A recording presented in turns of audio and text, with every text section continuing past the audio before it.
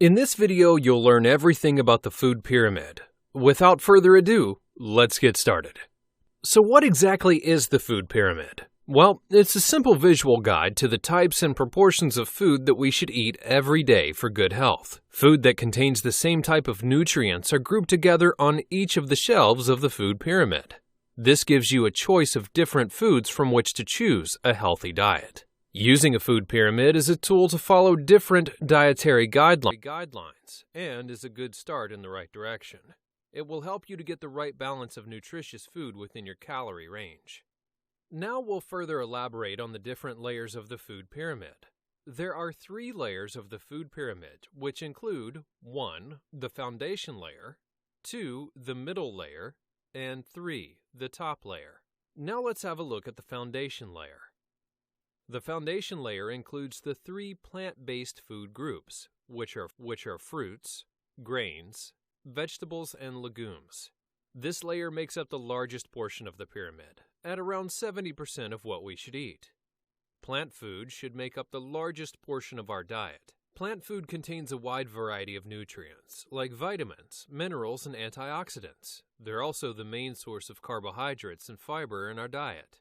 A significant convergence of evidence suggests that plant-based diets can help prevent and even reverse some of the top killer diseases in the Western world, and can be more effective than medication and surgery. Older children, teens, and adults should aim to have at least 2 servings of fruit and 5 servings of vegetables or legumes each day.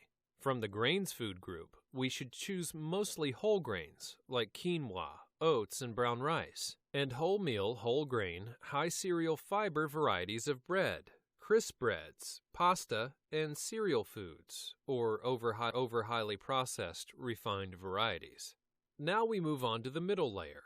This layer includes yogurt, cheese, milk, and alternatives, and the lean meat, fish, eggs, and legumes food groups. Food in the milk, yogurt, cheese, and alternatives group primarily provides us with calcium and protein, plus other vitamins and minerals. This food group also refers to non-dairy options like soy, rice, or cereal milks, which have at least 100 milligrams per 100 milliliters of added calcium. Choose reduced fat options of these foods to limit excess kilojoules from saturated fat. Food in the lean meat, poultry, fish, eggs, nuts, seeds, and legumes section are our main sources of protein. This food group is rich in protein and is also a good source of other nutrients like iodine, iron, zinc, and vitamins, especially some B group vitamin level, and you should generally try to avoid foods that are high in fat or sugar. You should choose food that contains healthy fats instead of food that contains saturated fats and trans fat.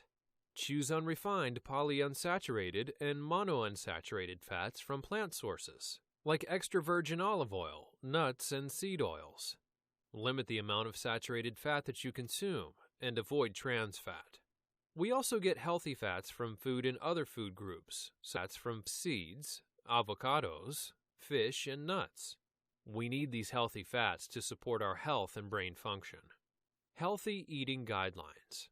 The shape of the food pyramid immediately suggests that some foods are good and some should be eaten more often, but also that others aren't so good and should only be eaten occasionally. The layers represent major food groups that contribute to the total diet. But how do you link them together? 1. Water per day.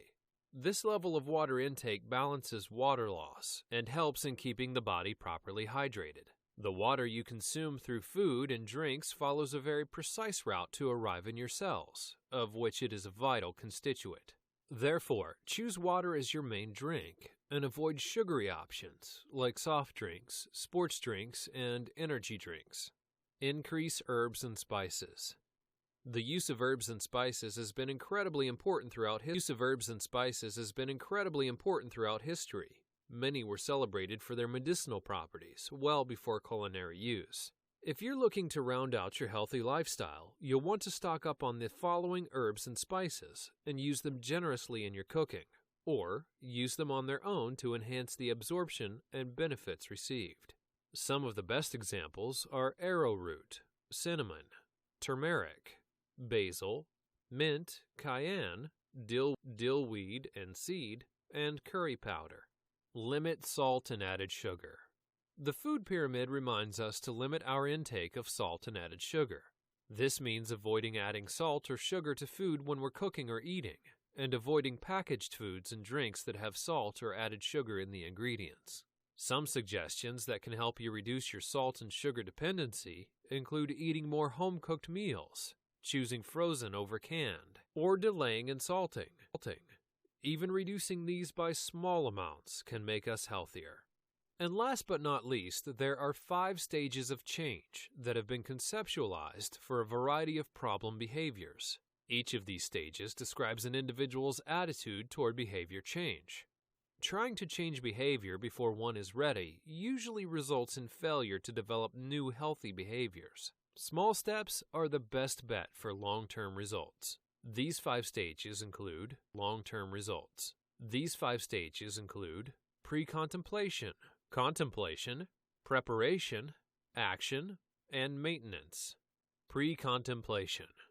The stage at which there is no intention to change behavior in the immediate or foreseeable future. Many individuals in this state are unaware or under-aware of their problems. They may not be ready for change. A good strategy? Assess knowledge, attitudes, and beliefs on the existing knowledge. Contemplation. The stage in which people are aware that a problem exists and are seriously thinking about overcoming it, but have not yet made a commitment to change or take any action. Making the leap from thinking about change to taking action can be hard. Asking yourself about the pros, or the benefits, and the cons, or the things that get in the way of changing your habits, may be helpful. A good strategy is to discuss your motivation and barriers to change, and your possible solutions. Preparation. If you're in the preparation stage, you are about to take action. To get started, look at your list of pros and cons. How can you make a plan and move to action? Here's a good strategy. Assist in developing an action plan for change. Provide direction and encouragement. Action.